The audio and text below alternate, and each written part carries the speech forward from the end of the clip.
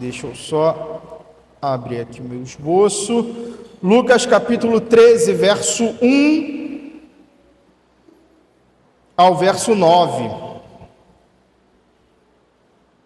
Eu quero ler com você do verso 1 ao verso 9. Que apesar de algumas Bíblias estarem separadas, mas é tudo um assunto só.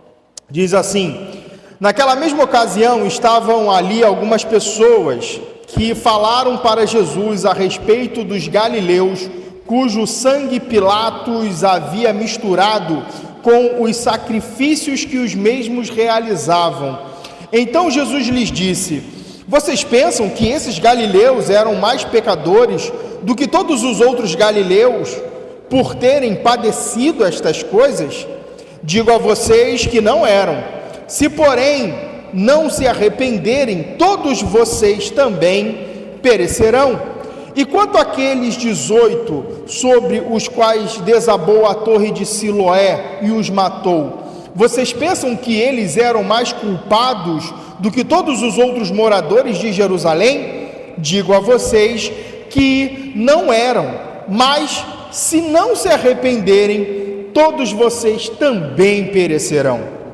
Jesus contou a seguinte parábola: certo homem tinha uma figueira plantada na sua vinha, e vindo procurar frutos nela, não achou. Então disse ao homem que cuidava da vinha: já faz 3 anos que venho procurar fruto nesta figueira, e não encontro nada.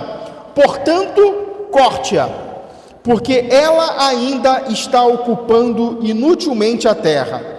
Mas o homem que cuidava da vinha respondeu: Senhor, deixe-a ainda este ano, até que eu escave ao redor dela e ponha estrume. Se vier a dar fruto, muito bem. Se não der fruto, o Senhor poderá cortá-la. Amém?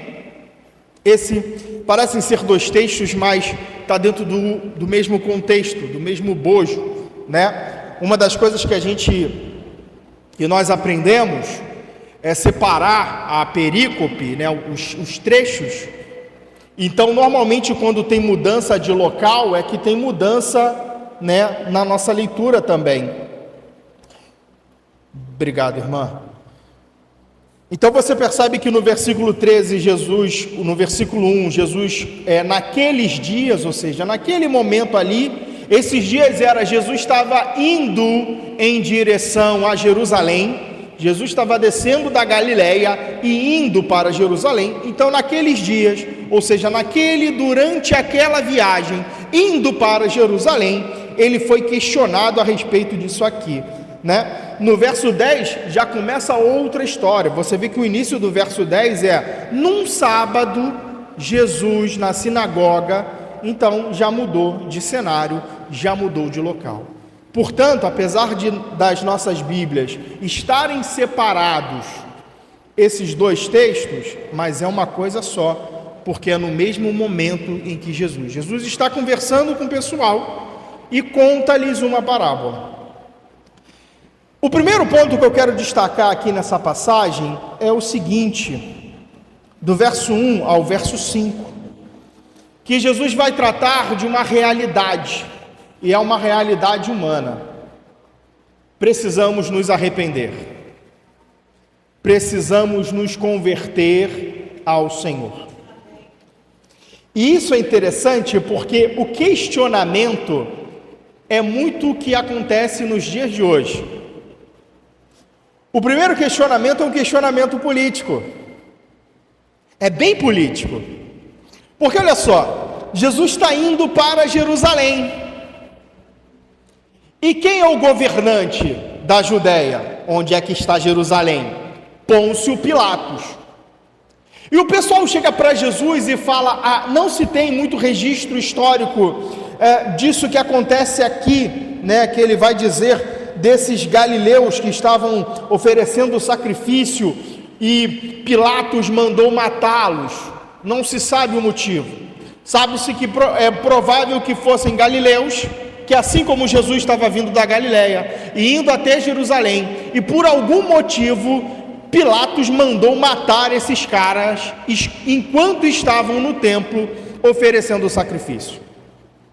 E isso gerou uma maior antipatia do povo, porque afinal Pilatos é romano e está governando na cidade de Jerusalém.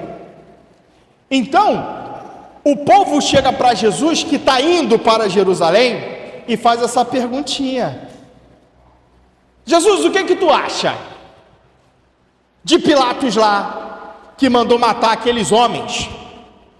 E observe que ele vai dizer, o texto é bem interessante, porque o texto diz assim, algumas pessoas falando a respeito cujo sangue Pilatos havia misturado os sacrifícios, e disse: vocês pensam que esses galileus eram mais pecadores do que os outros galileus?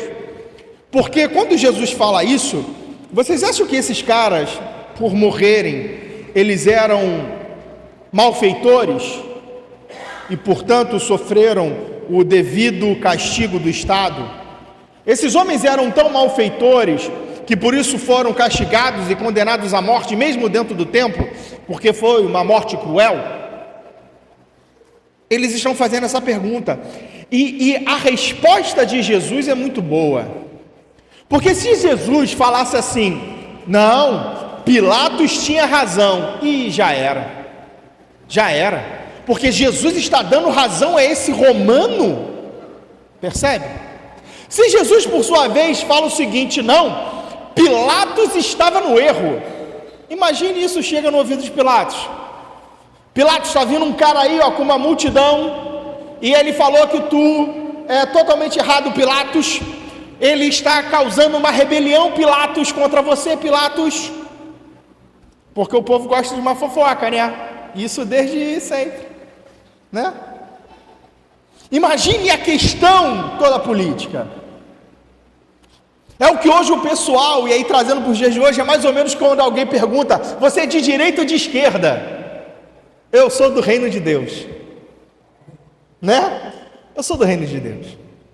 A pergunta ali para Jesus era o seguinte: você é a favor dos romanos ou contra os romanos? No fundo a pergunta é essa: você está com eles ou está conosco, Jesus? E a resposta de Jesus é muito boa, porque Jesus ele traz, independente de ser a favor de Roma ou ser contra Roma, o que Jesus nos traz é a necessidade do arrependimento. Porque depois ele vai virar e ele vai falar: digo vocês, olha só, que se vocês não se arrependerem, vocês vão padecer tanto quanto esses homens maus. Porque a nossa realidade é uma outra realidade. Porque o meu reino não é desse mundo, o meu reino é o reino de Deus. Percebe? A primeira coisa que a gente percebe é essa politicazinha rolando ali. Mas o ponto que eu quero tratar com você é o ponto da realidade da maldade humana.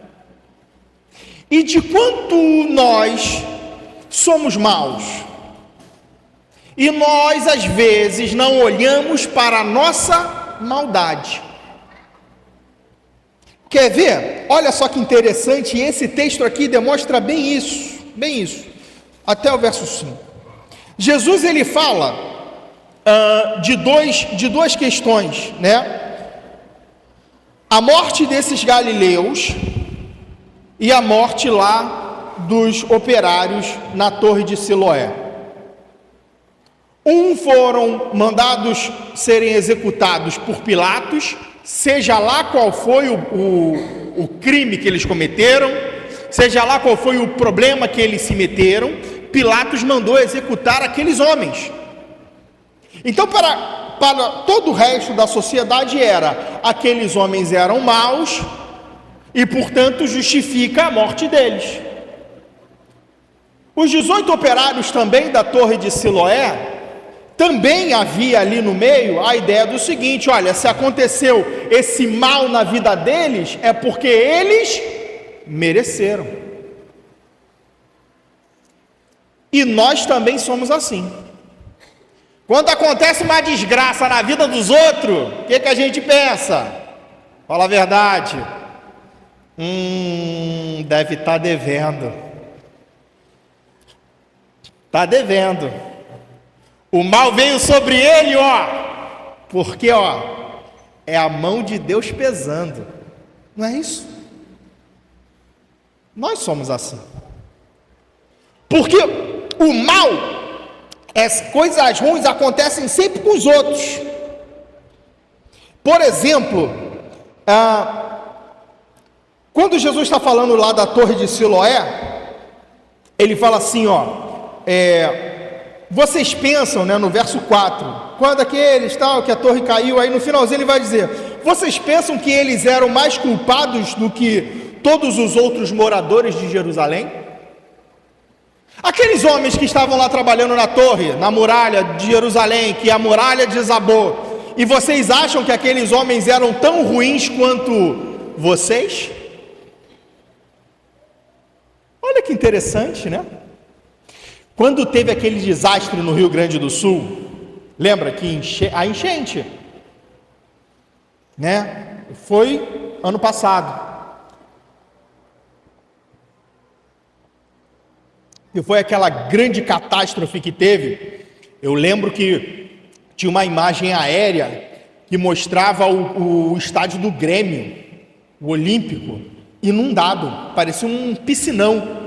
O estádio, por dentro do estádio, por cima, o campo, água pura, água até quase, aí tu fala, meu Deus, do nada você tinha gente sendo resgatada, porque tinha que ir de barco, e aí, teve gente que falou que, olha, o Rio Grande do Sul, e eu lembro que eu tive essa conversa com meu irmão, e aí, olha só mas, olha, você tem que entender que teve pastores que falaram que isso aconteceu no Rio Grande do Sul, porque o Rio Grande do Sul é um dos estados com maior terreiros de macumba, vamos assim dizer. A maior concentração, saiu o censo religioso que confirmou, a grande concentração de ubandistas, candombledistas, espíritas de modo geral, não é na Bahia e nem é Rio Grande do Sul, gente. É o sul, tá? A religião negra de matriz africana é todo mundo louro do olho azul, mas deixa pra lá. Essa é a realidade do censo. E aí teve gente que falou isso, olha, o Rio Grande do Sul estava sofrendo. Aí eu fiz o seguinte questionamento para o meu irmão: o que é pior? Ter um monte de pai de santo no Rio Grande do Sul ou um monte de pastor safado no Rio de Janeiro? Qual deles vai sofrer mais juízo de Deus? Meu irmão, não, veja bem não, o texto bíblico em todo o tempo condena os falsos mestres, e o que tem de falso mestre no Rio de Janeiro, eu posso começar a numerar aqui. Se for juízo por juízo, era para o Rio de Janeiro estar muito pior, era para estar era para estar caindo fogo do céu, aqui nesse, se for botar na ponta do lápis, o Rio de Janeiro é muito pior, porque nós temos essa tendência. Quer ver? Quando nós lemos o livro de Jó, nós nos colocamos no lugar de Jó. Olha, Jó é paciente, olha, Jó foi fiel, olha, Jó sofreu as injúrias, Jó era inocente e foi chamado de culpado. Ai, como as pessoas não entendem a prova que eu passo. E nós nos colocamos no lugar de Jó, mas a grande realidade é que nós somos os amigos de Jó, que quando alguém está passando a dificuldade, nós somos o primeiro a virar e falar: isso aí é porque tu fez alguma coisa errada, Jó. Não é verdade? Os amigos de Jó chegavam para Jó: Jó, tu está passando por isso porque tu está em pecado. Jó, tu está passando por isso. Jó, tu não fez nada errado com a tua mulher não, Jó. Jó, tu está errado, Jó. Nós somos os amigos de Jó, gente, no texto.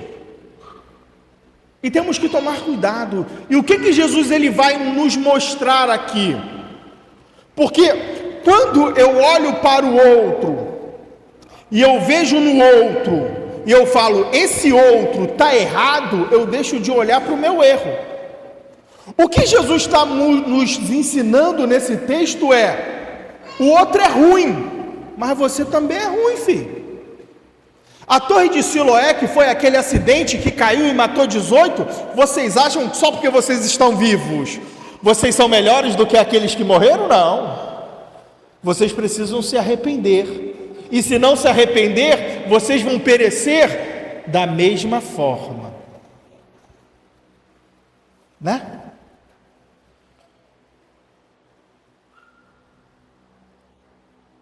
Vemos muito o mal do outro. É mais fácil especular sobre a vida dos outros do que enfrentar a nossa própria realidade. É mais fácil eu caçar o que está dando, o motivo da vida do outro está dando errado, do que eu olhar para a minha vida e ver o que está dando errado. É mais cômodo pensar na tragédia sobre o outro do que olhar os julgamentos que vêm sobre os meus próprios pecados. Percebe?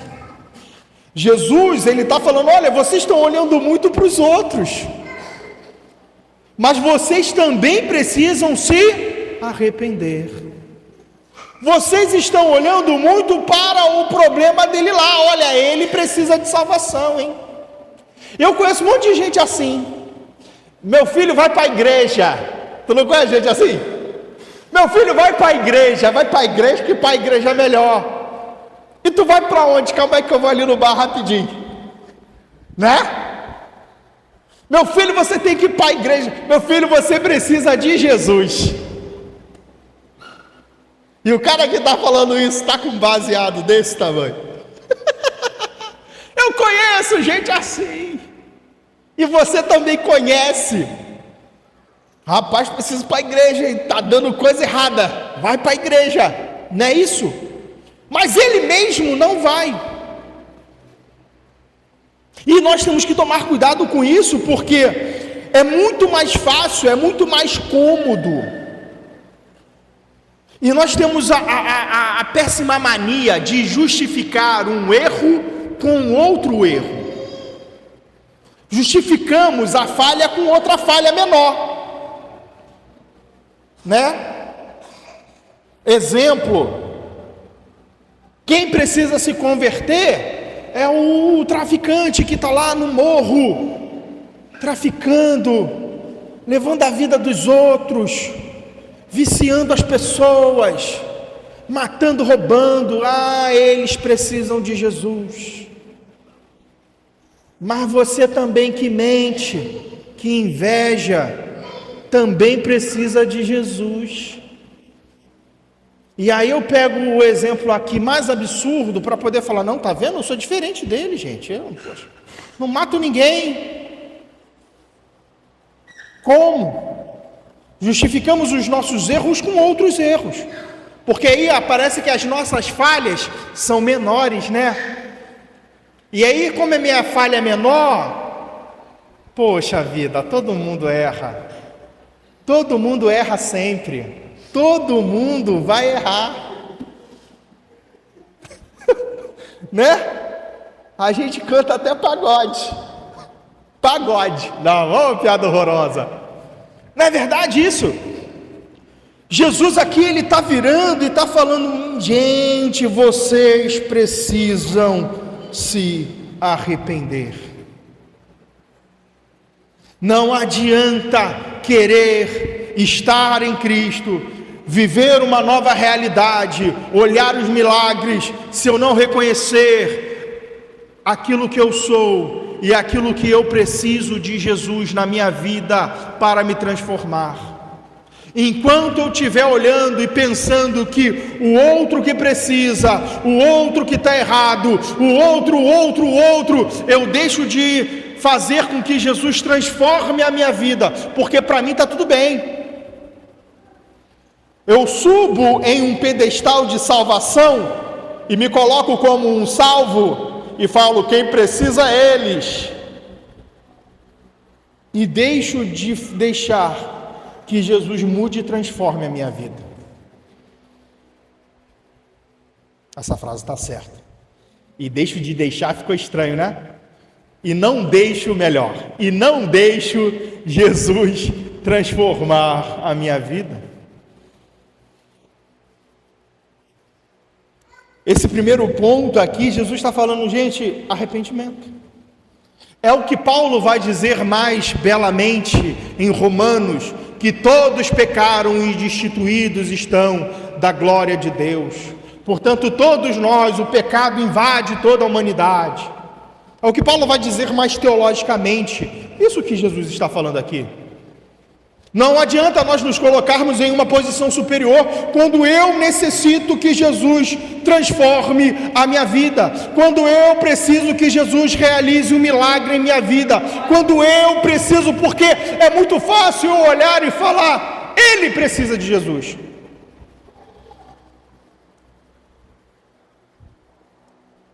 Porque ele é ruim, porque ele é mau, porque ele precisa, porque ele é sem vergonha, porque ele é mentiroso. Porque o outro é aqui, Jesus está falando, olhe para vocês. Vocês estão usando o exemplo daqueles que padeceram para achar que vocês são melhores. Não são, porque vocês precisam se arrepender. E aí Jesus vai dar um exemplo prático disso. Quando ele começa a contar a parábola da figueira. E a parábola da figueira, ele vai falar de fruto, né? E um dos primeiros frutos que a Bíblia vai dizer é o fruto de arrependimento. Temos que ter esse fruto de arrependimento, e Jesus ele já encaixa ali perfeitamente.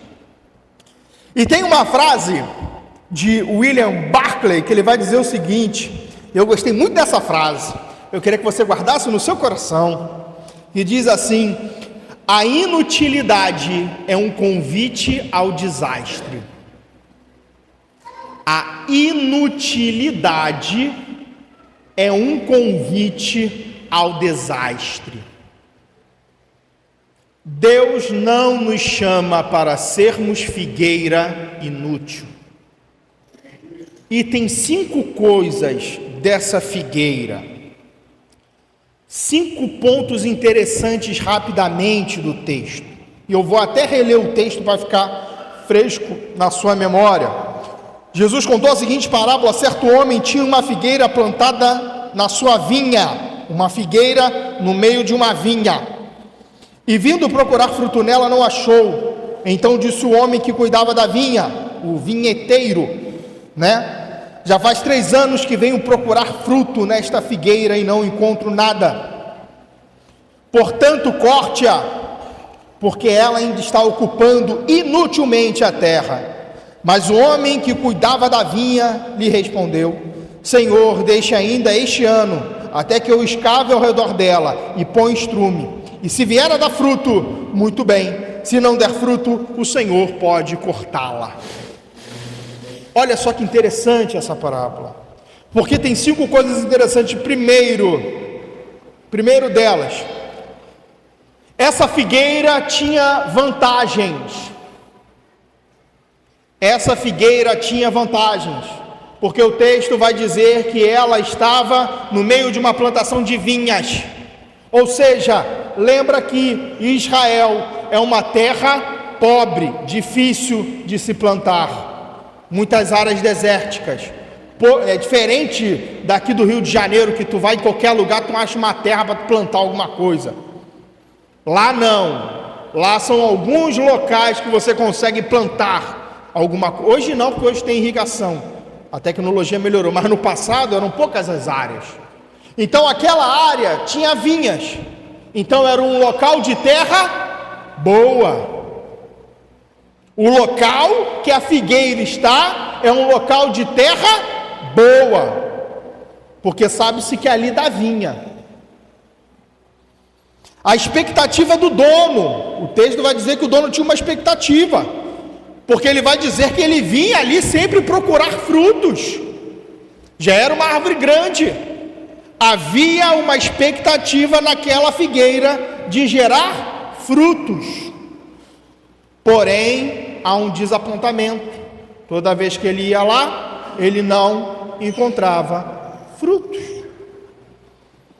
Então ele dá uma sentença: corte-a. Corte-a. Está ocupando espaço inutilmente. Lembra? Não tem tantas terras assim. Não há uma área vasta para se plantar e deixar ali. No sítio do meu pai plantou um monte de mangueira. Em 16 pés de manga, delícia, não dá uma manga aquela desgraça. Tem uma mangueira em frente à casa linda, gigantesca. A função dela é fazer sombra na casa e sujar quando as folhas caem, como diz minha mãe. Linda mangueira, linda, gigante. Tu chega assim no sítio, tu vê aquela mangueira grandona, não dá uma manga. Se deu 2, 3 ao longo de anos. Não dá manga lá, não dá, gente. Às vezes tem um pé lá de Carlotinha, que deu aquela manguinha pequenininha, Carlotinha. Mas fora isso, não dá manga. Mas o meu pai não corta, por quê? Porque faz sombra, é bonito, deixa o sítio enfeitado. É só para isso mesmo. Mas o meu pai tem terra pra caramba lá, meu pai não precisa daquilo ali para poder sobreviver. Né? Se fosse depender de manga para sobreviver, meu Deus, já tinha dado errado. Mas é diferente aqui desse homem. Esse homem não há tantas terras assim. Por isso ele fala, tira, não dá para ficar ocupando inutilmente essa terra. Ele dá a sentença. Mas o agricultor, o cuidador, ele vai interceder e vai falar, deixa mais um ano. Deixa eu cuidar mais um ano. Eu vou dar uma atenção especial, vou dar um tratamento especial, vou cortar em volta, vou adubar, vou deixar melhor, vamos ver se dá mais esse ano, vamos dar mais uma oportunidade. Esse texto deixa bem claro a bondade de Deus em nossa vida, a bondade de Deus que fala por nós. O Senhor Jesus, Ele tem escavado ao nosso redor durante todo esse tempo. Cada vez que nós viemos ao culto adorá-lo, Ele está escavando ao nosso redor, esperando frutos. O Senhor tem nos dado a oportunidade de frutificar todas as vezes que a Sua palavra é ministrada, todas as vezes que nós somos ensinados, todas as vezes que nós nos rendemos diante dEle, Ele tem nos adubado, Ele tem preparado a terra ao nosso redor.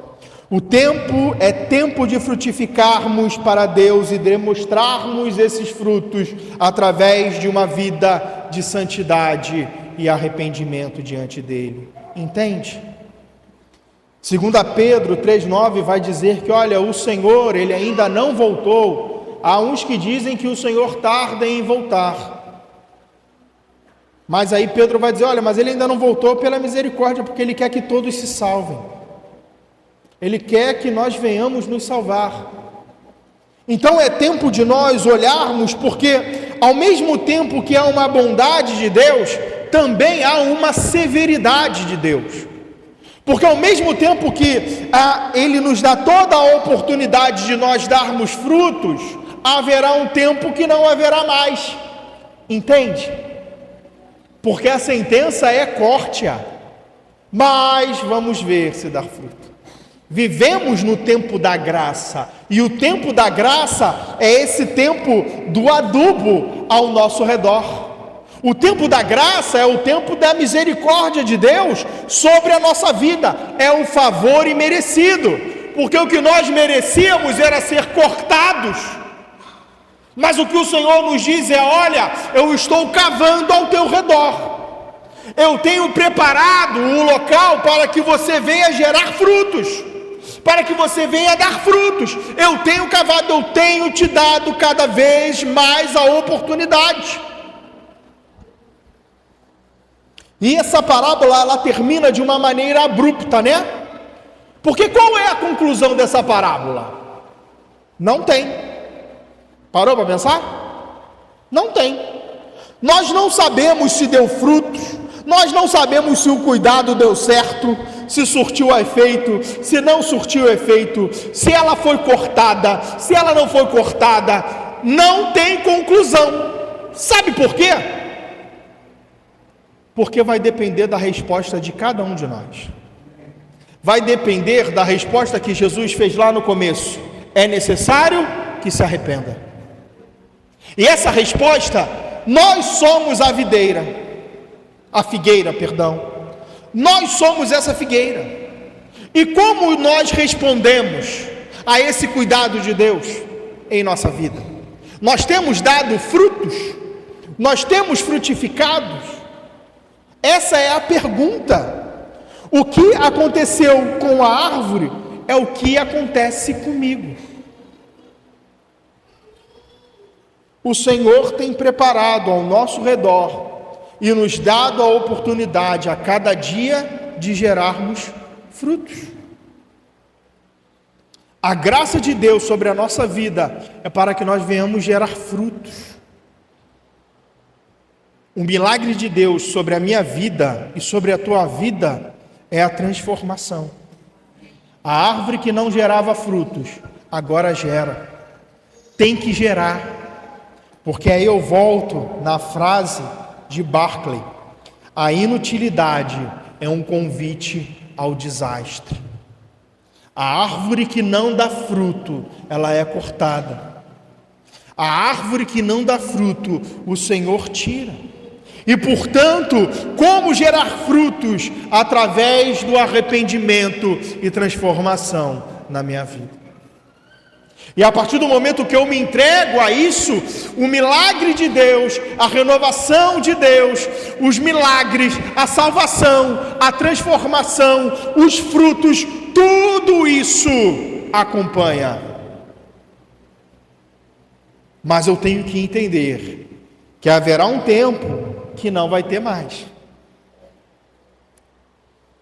Percebe? Ao mesmo tempo que o texto nos mostra a bondade e a misericórdia de Deus, ele aponta para um futuro de severidade.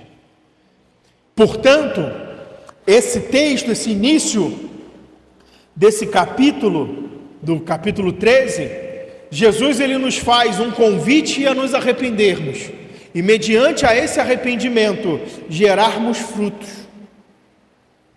Entendeu?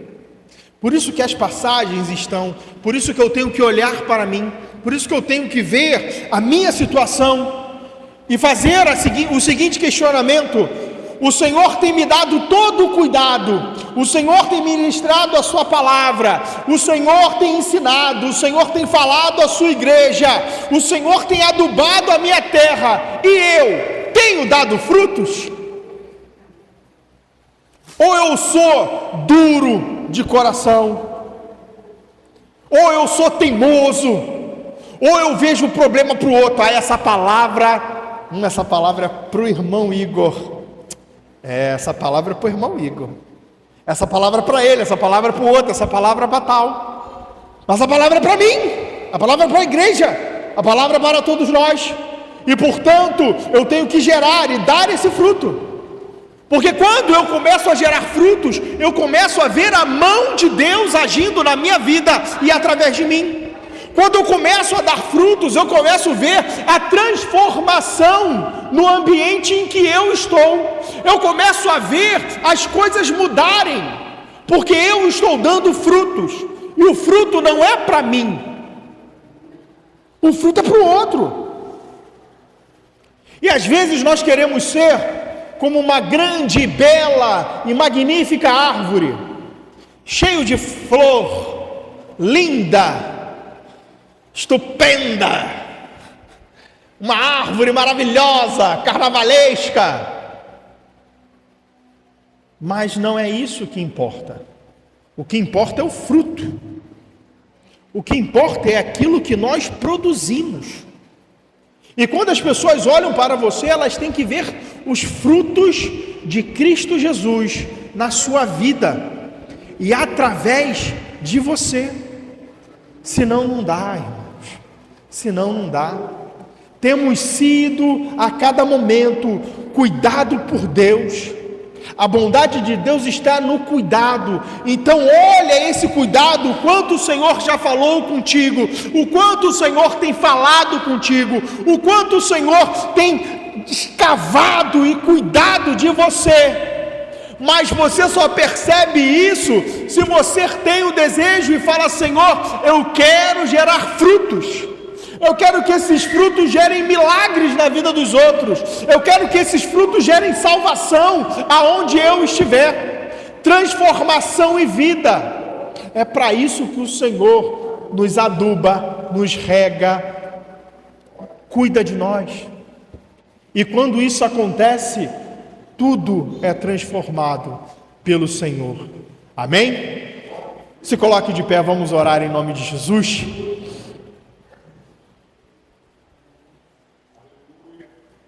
Que nós venhamos estar olhando para a minha vida, né? Venhamos olhar, Jesus. Esse texto aqui, tem uma parte aqui no final.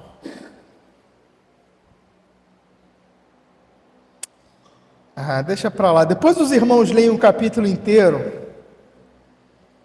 Jesus ele fala: olha, você tem que cuidar da vida de vocês mesmo. Nesse próprio capítulo.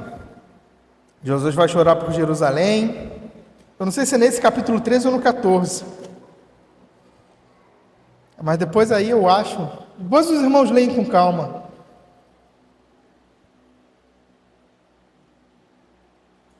Enfim. Que nós venhamos estar olhando, apesar dos problemas que acontecem, sempre olhar. E aí eu peguei um pedacinho da pregação da irmã Solange hoje de manhã, né? Olhar com um olhar de misericórdia para o próximo, né? Olhar com um olhar de amor para o outro e sem o julgamento. E às vezes nós somos muito assim. Eu falei, né, que tinha a ver, né? Não falei que tinha a ver. E às vezes nós olhamos para o outro e pensamos: vai para o inferno, né? A gente olha para o outro e já dá a sentença. Não é verdade? A gente olha para ali e fala: perdido, não tem salvação. Quem disse que não? Tu é Deus? E aí você está se colocando igual aquele pessoalzinho ali que estava questionando Jesus. Eles morreram porque mereceram mesmo, tudo gente ruim. Eu sou bom. Não. A mesma graça que te alcançou também alcança qualquer um outro. Percebe? E às vezes nós deixamos de gerar o fruto porque olhamos para o outro e falamos: esse não merece do fruto. Olhamos para o outro e pensamos: esse não merece que eu gaste a minha saliva. Olhamos para o outro e pensamos: eu sou santo, esse daí, é do diabo, né? Encapetado. Eu sou santo de Jesus. O Espírito Santo habita em mim, quem habita nele é o espírito das trevas, que vá para o inferno. Nós às vezes pensamos assim.